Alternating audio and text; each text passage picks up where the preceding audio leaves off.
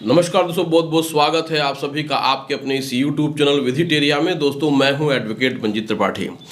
दोस्तों आज के इस वीडियो में हम आपको बताएंगे डीआरटी का ट्रायल और डीआरटी से रिलेटेड जो भी बैंक या फिर कोई भी बॉरोवर उसमें केस फाइल करता है तो सबसे ज़रूरी क्या होता है।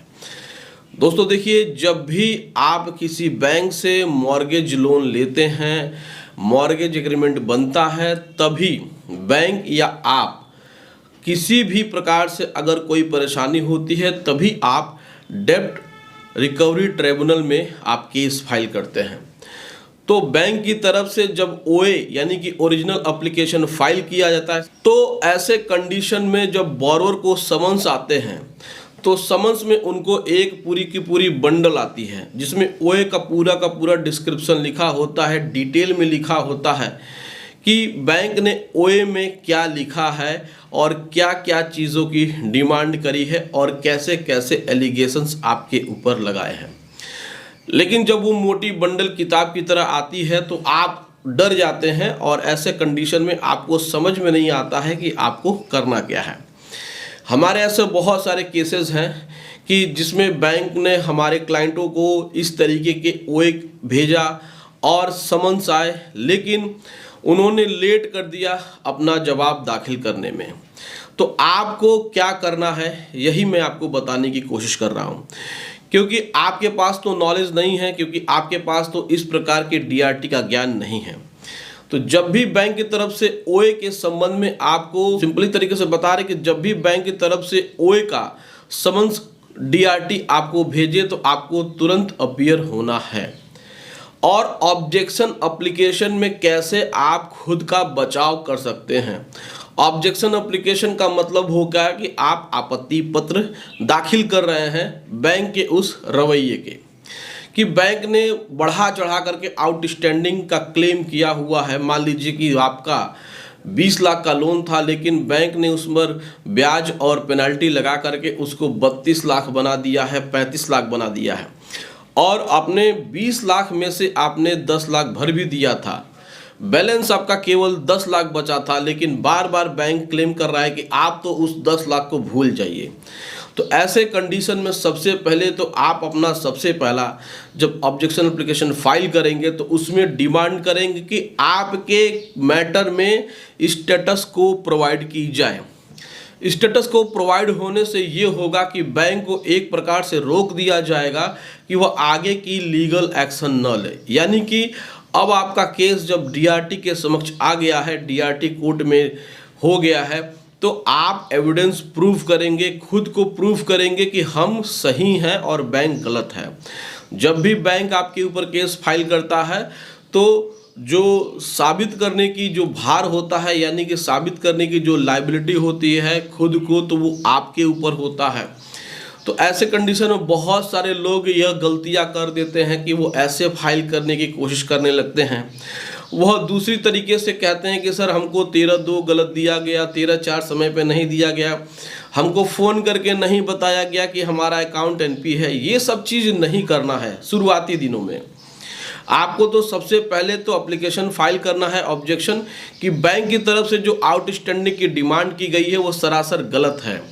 तो पहले हमारे केस में स्टेटस को प्रोवाइड की जाए और हमें समय दिया जाए कि हमें अपना बात रखने के लिए एक टाइम होना चाहिए। यानी कि आप फिर उसमें बताएंगे कि आपका जो आउटस्टैंडिंग है वो गलत है और इसमें से डीआरटी के प्रिसाइडिंग ऑफिसर से आप डिमांड करेंगे कि सर हमारे जो भी स्टेटमेंट है लोन अकाउंट को आप एक बार ऑडिट कराने का आदेश जारी करें।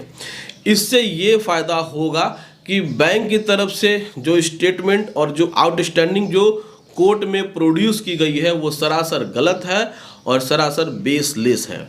तो जब प्रिसाइडिंग ऑफिसर एक आदेश ये पारित करते हैं कि बॉरोवर के स्टेटमेंट को वेरीफाइड किया जाए, ऑडिट किया जाए और उसमें ये देखा जाए कि उन्होंने अपना पैसा कितना जमा किया है।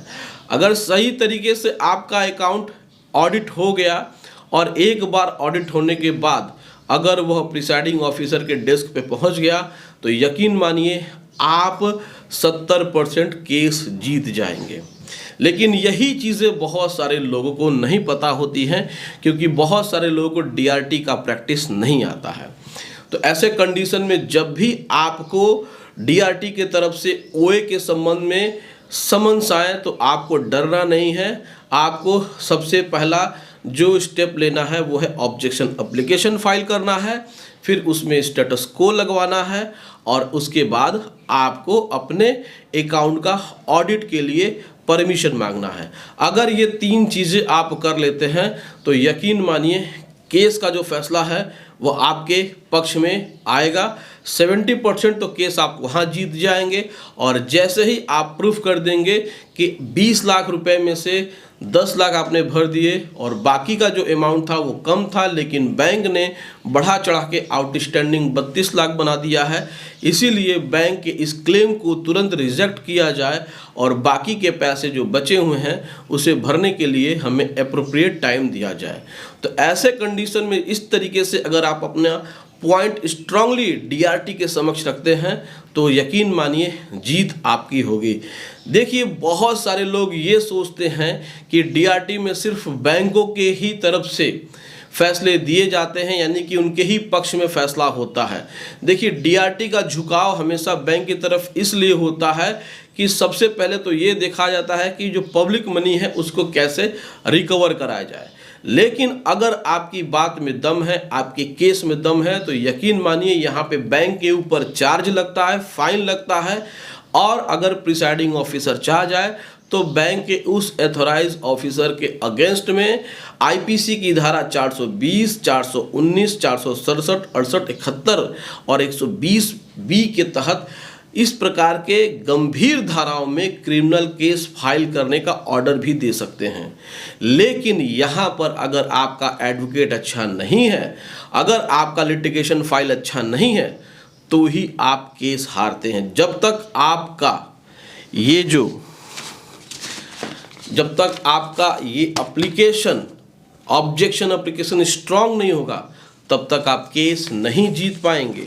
लेकिन अगर इसमें लिखी गई बातें स्ट्रांगली आपको प्रोटेक्ट करती हैं और सही साबित होती हैं, तो यकीन मानिए केस आपके पक्ष में डिसाइड होगा और बैंक के ऊपर चार्ज लगेगा। तो हमेशा याद रखिए। तो दोस्तों, ये जानकारी आपको कैसी लगी, आप हमें कमेंट करके अपनी राय ज़रूर बताइएगा।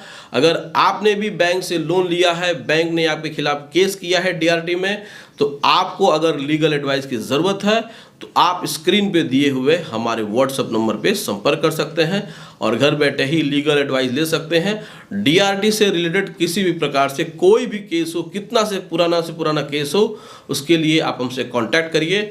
आपके केस में फैसला आपके हक में होगा।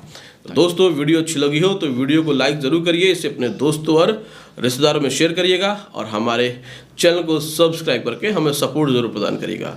दोस्तों, मिलते हैं अगली वीडियो में एक नए टॉपिक के साथ। तब तक आप अपना और अपने पूरे परिवार का ध्यान जरूर रखिए। Thank you so much. जय हिंद दोस्तों।